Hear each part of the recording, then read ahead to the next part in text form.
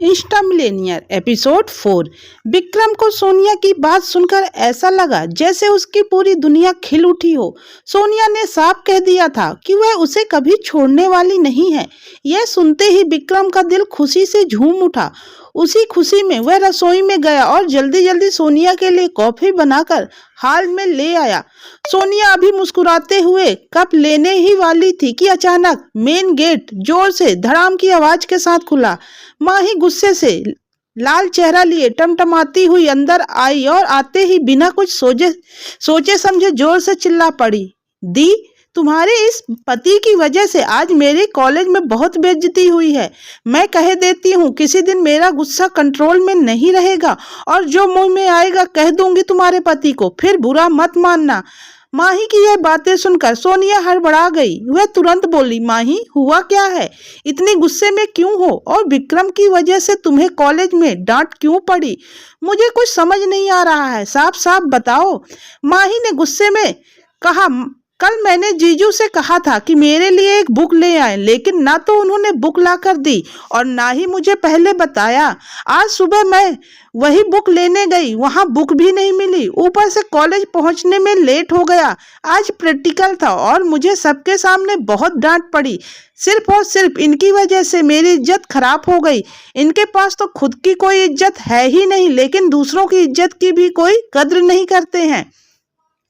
माही की बात सुनकर हाल का सन्नाटा और गहरा हो गया। सोनिया चुपचाप माही को देख रही थी, जबकि विक्रम के चेहरे से उसकी सारी खुशी जैसे पल भर में गायब हो गई। माही की बातें सुनकर विक्रम कुछ पल बिल्कुल चुप खड़ा रहा। उसके चेहरे की मुस्कान कब गायब हो गई किसी को पता ही नहीं चला। उसकी आंखों में हल्की उदासी थी, लेकिन वह गुस्से में कुछ कहने की बजाय धीरे से बोला, माही मुझे सच में माफ कर दो, गलती मेरी है। कल घर का काम में इतना उलझ गया था कि तुम्हारी बुक पूरी तरह से भूल गया लाने के लिए। यकीन मानो जानबूझकर ऐसा नहीं किया। माही अब भी गुस्से में थी। उसने हाथ झटकते हुए कहा, बस जीजू, हर बार बहाने मत बनाया कीजिए, आपसे किसी काम की उम्मीद रखना ही बेकार है। इतना कहकर माही अपने कमरे की तरफ चली गई। सोनिया ने हल्की नाराजगी और थोड़े नरमपन के साथ विक्रम की तरफ देखा और बोली, देखो विक्रम, माही की गलती नहीं है। कॉलेज में सबके सामने इंसल्ट होना आसान नहीं है। तुम्हें थोड़ा जिम्मेदार बनना पड़ेगा। हर बार यूं भूल जाना सही नहीं है। विक्रम ने चुपचाप सिर झुका लिया। उसके दिल में दर्द भी था और गलानी भी, मगर सोनिया के इस लहजे में गुस्से से ज्यादा चिंता थी। विक्रम सोनिया को कॉफी देकर चुपचाप किचन में डिनर की तैयारी करने चला गया। सोनिया ने कॉफी खत्म की, अपने कमरे में चली गई।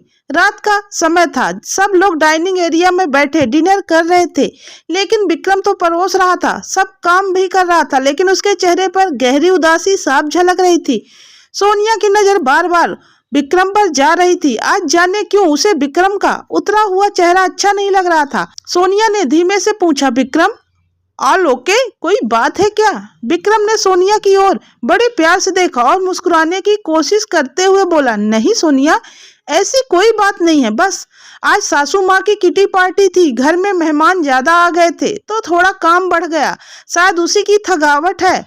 विक्रम की यह बात सुनते ही रजनी अचानक गुस्से में फट पड़ी। वह तेज आवाज में बोली, ओह, तो मेरी सहेलियों को जरा सा स्नैक्स कोल्ड ड्रिंक क्या खिला दिया? तुम थक गए, इसलिए मैं कहती हूँ तुम बिल्कुल निकम्मे हो। एक छोटा सा काम एक्स्ट्रा क्या हो जाए, तुम्हें ड्रामा करना लगते हो। तुम्हारे चेहरे की यह थकावट मुझे अच्छी तरह समझ आ रही है, सब दिखावा है। विक्रम चुप रहा। उसके चेहरे की वही उदासी अब और गहरी हो गई।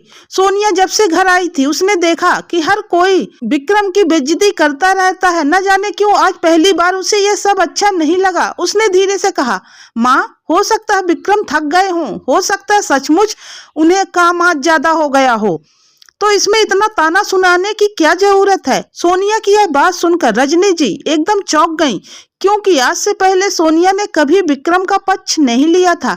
विक्रम के दिल में हल्की सी खुशी की लहर दौड़ गई। उसके चेहरे पर भले ही कुछ न झलका हो, मगर अंदर ही अंदर वह बहुत खुश था कि पहली बार सोनिया ने उसके लिए आवाज उठाई। अभय जी भी मन ही मन मुस्कुराने लगे। उन्हें लगा शायद धीरे धीरे सोनिया सचमुच विक्रम को समझने लगी है। लेकिन सोनिया की बात से रजनी जी को और भड़का दिया। वह गुस्से में तमतमाते हुए बोली, आज बड़ा बुरा लग रहा है तुझे अपने इस निकम्मे निठल्ले पति की बातें सुनकर। अरे घर का काम करके कौन सा पहाड़ तोड़ देता है तेरा पति कि थक गया। इसके नखरे तो दिन ब दिन बढ़ते ही जा रहे हैं। और तुझे पता है आज मेरी सहेलियां कैसे हंस रही थी मुझ पर, मेरा मजाक उड़ा रही थी और मैंने कैसा दामाद ढूंढा है, सब लोग ऐसे ही बोल रही थी। अब मैं उन्हें क्या बताऊं कि मैंने ढूंढा ही नहीं है। तुम्हारे इन महान पिताजी ने अपनी बेटी की जिंदगी बर्बाद कर दी इस निकम्मे को थोप कर। अब तक चुप बैठे अभय जी से रहा नहीं गया। उन्होंने सख्त लहजे में कहा, रजनी कभी तो शांति से खाना खा लिया करो। तुम्हें बस एक मौका चाहिए विक्रम की बेइज्जती करने का और तुम उसे ढूंढ ही लेती हो। लेकिन मानना पड़ेगा तुम किस्मत वाली हो, तुम्हें जो इतना अच्छा दामाद मिला है जो इतनी बेइज्जती सुनने के बाद भी कभी पलटकर जवाब नहीं दिया। विक्रम की जगह दूसरा दामाद होता तो कब का तुम्हें और तुम्हारी बेटी और इस घर को छोड़कर चला गया होता। अभय जी की यह बात सुनकर रजनी जी तिलमिला उठी। वह बोली, हाँ यही तो मैं चाहती हूँ कि यह निकम्मा दामाद मेरी बेटी और मेरे घर को छोड़कर चला जाए। दिन रात मैं इसकी बेइज्जती करती हूँ, फिर भी यह मुंह उठाकर यहीं पड़ा रहता है जैसे कोई बोझ हो इस घर का। डाइनिंग टेबल का माहौल एकदम गर्म हो चुका था। तभी सोनिया गुस्से में बोली, माँ दिन भर ऑफिस में काम करती हूँ, फिर घर आती हूँ तो चाहती हूँ कि कम से कम शांति से डिनर कर लूँ। वैसे ही इतना प्रेशर है मुझ पर, ऊपर से आपका यही रोज का राग चलता रहता है। मैं थक चुकी हूँ इन रोज रोज की लड़ाइयों से। प्लीज मुझे चैन से खाना खाने दिया करो, ऑफिस में वैसे भी इतना काम हो जाता है। इतना कहकर सोनिया ने अपनी डिनर प्लेट उठाई और बोली, मैं जाकर अपने रूम में डिनर कर लूंगी, शांति से मुझे डिनर करने दीजिए। आप लोगों को जितना हल्ला करना है करिए। इतना बोलकर सोनिया ने अपना प्लेट उठाया और अपने रूम की तरफ निकल गई। सोनिया की जाते ही रजनी जी ने गुस्से से कहा, देखा भलाई का तो जमाना ही नहीं रहा। मैं इसकी भलाई की बातें करती हूँ, इसके बारे में सोचती हूँ और यह उल्टा मुझ पर ही चिल्ला रही है। और वहीं दूसरी तरफ विक्रम का दिल सोनिया के शब्दों में कहीं न कहीं ढाढ़स बांध रहा था कि शायद अब वह अकेला नहीं है, शायद सोनिया उसे समझने लग गई है। यह सब कुछ सोचकर विक्रम अंदर ही अंदर बहुत खुश हो रहा था।